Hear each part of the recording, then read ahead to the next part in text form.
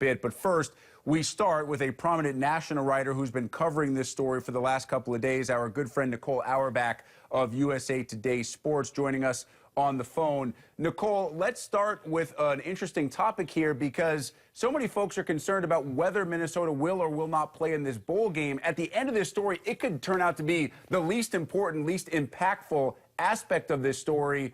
But how realistic is the possibility at this juncture that the Gophers don't take part in the Holiday Bowl?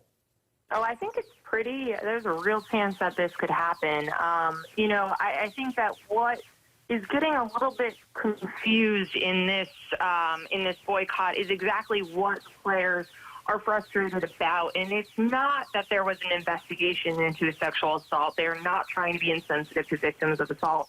They are frustrated by, as you mentioned, introducing the background of this, that there were additional names, people who were not involved in the police investigation, which there were no charges back when this incident first occurred in September, and that extra people got swept up into this and automatically were suggested that they be suspended, and that athletic director Mark Coyle, according to a source, told me that he made this decision unilaterally to suspend right away. And he presented this decision originally as something that he and head coach Tracy Claeys made together, which again is something that is frustrating to both coaching staff and the players, who initially thought that their coach didn't understand that some of these players were not involved in the original investigation.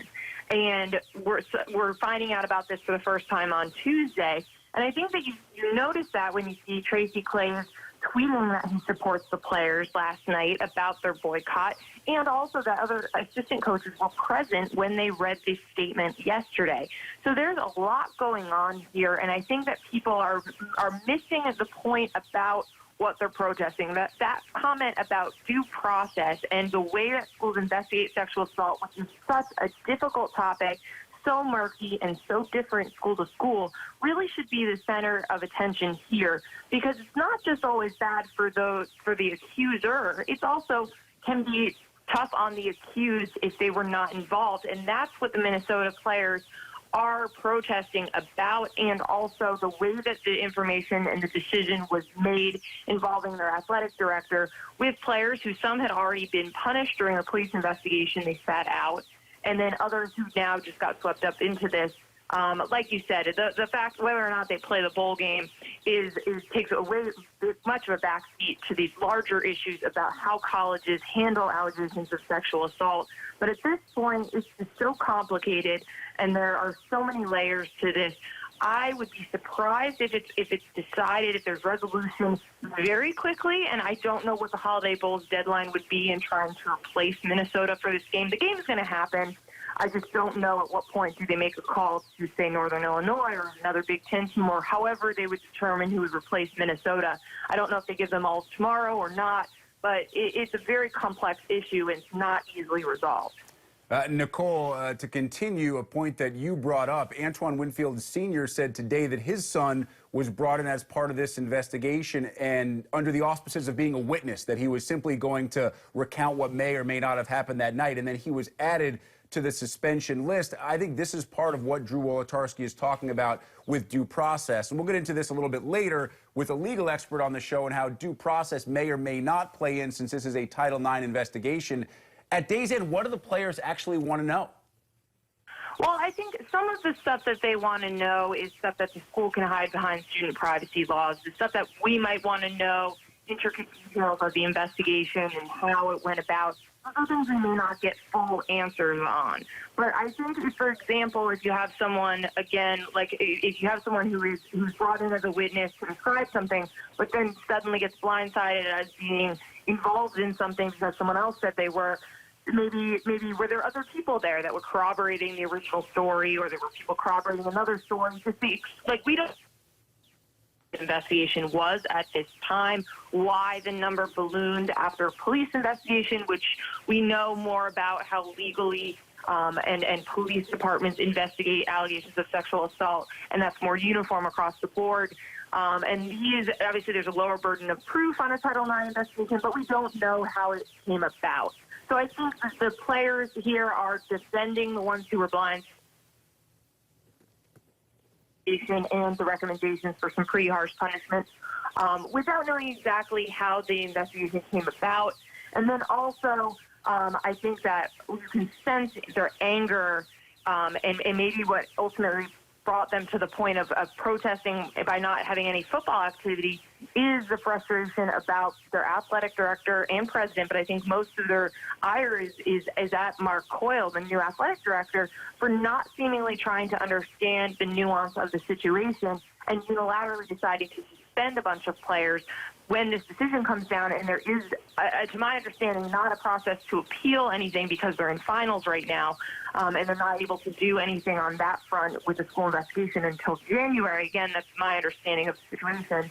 To make that decision without talking to the coaching staff, without trying to get to the bottom of it. And a source told me that he told the players he was still looking into things and still investigating things. And they asked, well, then how have you made this decision to suspend everyone? And he didn't have a good answer to that. So there's just a lot of questions and frustrations, I think, between the players directly with their athletic director. And I think that may have been the part that pushed them over the edge. And as this story continued to develop, we can tell you that at about 3:30 Central Time, KSTP in St. Paul obtained and released two documents. One, a new 80-page report conducted by the University of Minnesota, the report that came out after the original incident was alleged. Now, of course, the university has not commented on this, but this has been released by KSTP within the last 35 minutes before we originally went on air today. Nicole, let me finish up with this. You bring up Mark Coyle. He's been Minnesota's athletic director for a period of about 7 months, and he replaced Norwood Teague, who resigned under implications and allegations of inappropriate texting and inappropriate contact with female staffers and other females who he worked with. We are also now in a day, in an age, and in a culture where sexual assault, especially by athletes, is under much more scrutiny fairly than it has been in the past.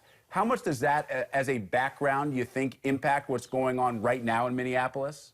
Oh, I think that all of that is very, very important to understanding what exactly is going on and why Mark Coyle and the school president come in and immediately impose the suspensions when there's a recommendation after a Title IX hearing. Because even though these athletes, some of them, the ones who were involved in the police investigation, were not charged with anything, that is that the burden of proof is lower in a Title IX investigation. And with that backdrop of making sure, A, you're respecting women, but B, you're taking allegations of sexual assault seriously, I think that's why there was perhaps that the recommendations were taken and implemented immediately with the suspensions.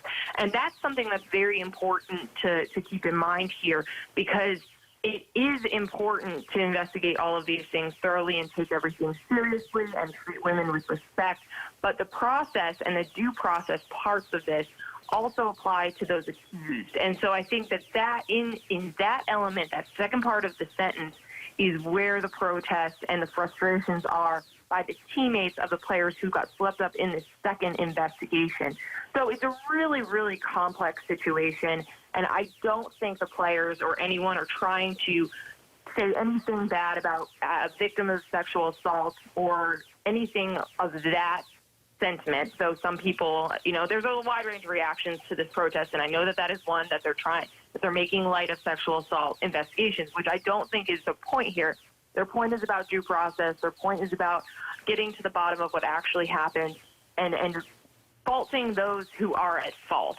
So right now we don't know everything. We know some things, and we know that it is messy on many, many layers, and that all of that, the things you mentioned as the backdrop involving women and sexual assault, are very important as we understand why Minnesota as an administration and players and coaches are reacting a certain way, and whatever resolution they come to, that will be an important piece of that as well. Nicole Auerbauch of USA Today. Very good stuff, Nicole. I truly appreciate the time. Yeah, thanks for having me, Jeff.